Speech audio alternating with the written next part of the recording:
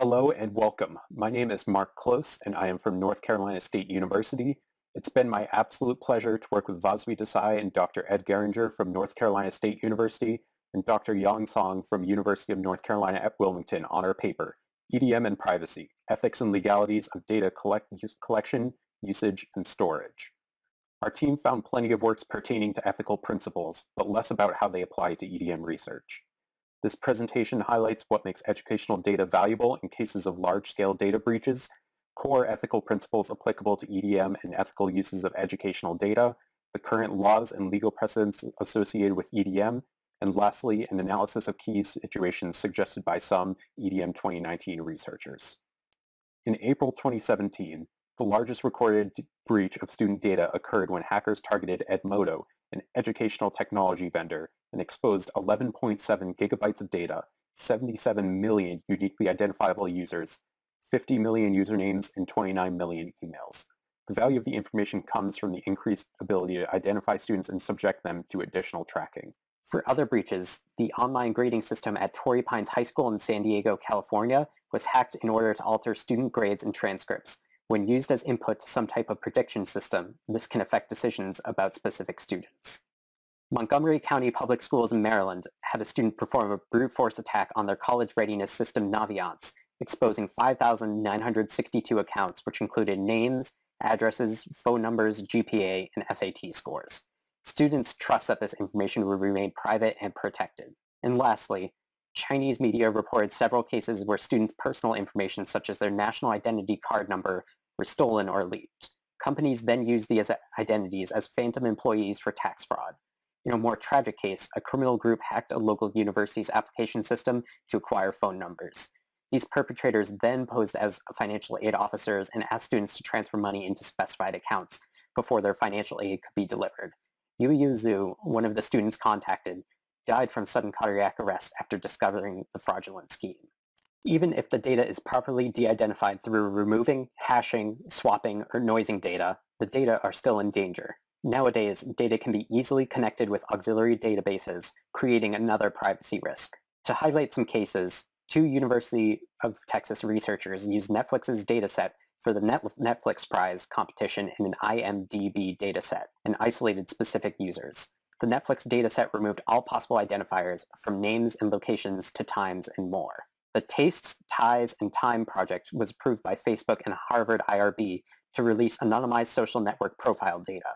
Within days, the anonymous Northeastern University was identified as Harvard University by researchers at University of North Carolina, Chapel Hill, and University of Wisconsin, Milwaukee. In a more recent paper, Jacobson et al. Used logs from web-based tutor with only two attributes, time and correctness of the submission. From this, they were able to cluster various classes together. When a class missed a day of school for a field trip, that effectively identified the classroom participating in the study. Baseline protections like de-identification are not enough. EDM researchers must be mindful and aware of the various ethical and legal principles in the back of their mind throughout the research process. Some ethical principles for EDM break down into three categories.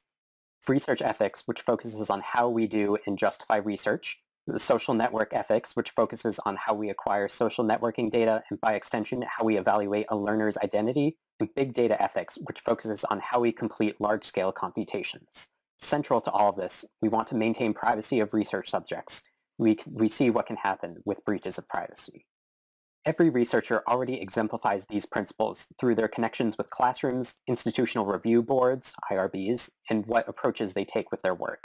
This paper considers the Menlo report, which extends the Belmont report in a computational context. The first principle of the Belmont report is respect for persons, which focuses on treating people as autonomous agents. This is where informed consent, the process of notice, comprehension, and voluntariness of subjects, originates from. The second principle is beneficence, which systematically weighs the intended and unintended benefits and harms from research. And lastly, the Belmont report identifies justice, which declares research should not target specific groups, instead focusing on groups where intervention provides the most benefit. This principle looks favorably upon using prior data rather than continually acquiring data.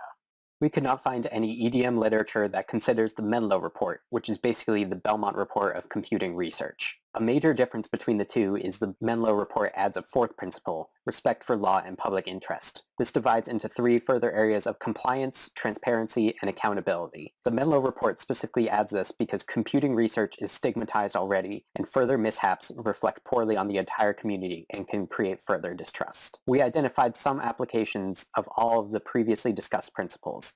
When using intelligent tutoring systems, if a student or parent withholds consent from using the system, they should not be disadvantaged for their choice. Holding this over their heads can be interpreted as coercion. Secondly, using already available data is preferred to collecting new data each time. Collecting data through a system creates additional risks to identify through the beneficence principle. Lastly, destroying data once computations are finished and a period of scientific reproducibility passes is encouraged. When users consent to using their data, they consent for the original intended purpose. To use this data for other circumstances is not consent, and if uncovered, breaks the trust between participants and computing researchers. Big data is infinitely valuable to EDM research. However, not recognizing its inherent traits can negatively affect research and learners alike. As a technology, data provides discovery beyond original purposes, provides real-time analysis and decision-making possibilities, but also is quite intrusive due to storing data in multiple databases and has ownership issues, especially in educational settings. Understanding the power data provides before creating a tutoring system or investigating some process provides an opportunity to prevent misuse. Although we will not discuss algorithmic fairness in depth,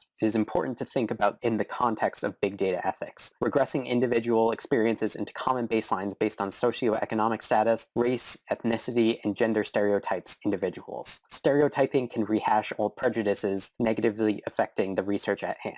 Blindly using classification groups can break the principle of doing good work that research ethics aims to uphold. To combat this, we suggest clustering outside of traditional demographic groupings. We focused on 4 kinds of data commonly used in EDM that concerns researchers. Through the Jakobsen et al. Paper that identified a classroom from anonymized logs, we showed how sparse data can reveal more information than expected. In that case, the clickstream data provides a time, which ties closely to location. Student interaction data, which includes peer assessments, online discussion forums, and team member evaluation, reflects a respondent's viewpoints. When this is shared outside the student-teacher relationship, it may affect a student's relationships and future prospects. Similarly, sharing in sensitive class forums, for example on sexuality, could potentially harm and put students at risk. Evaluative data such as grades and inputs to predictive analytics models mainly affect student-teacher trust, a noted factor in student success. If a model flags a given student, the teacher is more likely to react and treat the student differently. Treatment of symptoms rather than the underlying problem does not necessarily benefit the student. Lastly, simple demographic data may be enough to identify an individual. In the Taste, Ties, and Time project, the codebook listing out nationalities of students can isolate a given student. Using unnecessarily demographic information provides greater risk if communicated to the outside world. Using it internally for small audits and checks on algorithmic biases is still necessary. In the United States, access to education records is controlled by the Family Educational Rights and Privacy Act, or FERPA. Personally identifiable information, called PII, must not be disclosed unless the student or parents of a minor student consent. PII includes the information shown here, including other information that alone or in combination is linked or linkable to a specific student that would allow a reasonable person to identify the student with reasonable certainty. This implies that as technology improves, the quantity of information considered to be PII will increase. But what is an education record? For example, might it include clickstream data collected by an LMS? Some guidance is provided by the 2002 Supreme Court case Owasso versus Falvo. In this case, the court decided that when students graded each other's exams under direction of the teacher, the peer grades were not education records, at least until they were entered into the teacher's gradebook. This decision implies that data derived from student work is not a protected education record, as long as it does not reveal the student's identity or grade for the work. In general, data from web-based participatory learning tools is not covered under FERPA. An exception would be datasets used for intervention, because in this case, identities would have to be preserved so that the interventions could be directed to the proper individuals. In the European Union, the General Data Protection Regulations, or GDPR, control the usage of educational data. They too apply to processing personal data tied to an identifiable person. The definition is shown on the slide. Notice how similar it is to FERPA's definition. There are, however, a few differences. One is the GDPR's definition of consent, which appears to be more stringent, a clear affirmative act. Silence, pre-ticked boxes, or inactivity should not constitute consent. Another is the GDPR's right to be forgotten. If the subject of the data withdraws consent, the data must be erased. It must also be erased when no longer needed for the purpose, though in the case of research, it would be hard to say when there might be no more need for replication. Through correspondence with EDM 2019 researchers and reflection on our own research, we identify a few areas we need to pay attention to related to privacy and ethics. The first one is that whether we should acquire learners' information outside learning platforms. Indeed, we can answer more questions if we have external data about our learners. However, this may give researchers too much power in data collection during or even after the learning process. For example, I took a MOOC 5 years ago, but I don't want any people to use my information to find my personal Facebook and then find out my daughter's name. That's just too much. In 2016, there was a research reported that using the learner's information on a MOOC, up to 42% of the learners can be re-identified on social media. So, using the educational data as a base to crawl learners' information can definitely be concerning, and some people in 2019 also suggested that this should be prohibited. For the second part, I want to quote President Obama's words first. He said we can't have 100% security and also have 100% privacy. In the area of EDM, this can be changed too. We can't have 100% privacy and also have 100% of the data usability. The reason is simple. If the data is anonymized in a shallow way, and there's a risk of the learners being re-identified. On the other side, the effort of better anonymize the data will hurt the utility of the data. There was a review done in 2017 showed that there are different frameworks of the legislations in personal data protection among the world, in different parts of the world, and they are quite different, and probably we can't expect them to converge very soon. So it is better for us, the EDM community, to have some community consensus of data protection for now. One point we made is that when we post data sets, we should limit the additional information provided about the learners. For example, when we share an anonymized data set and say it is generated by students in a graduate algorithm 2 course in an R2 university on East Coast of the United States, we have already given too much information.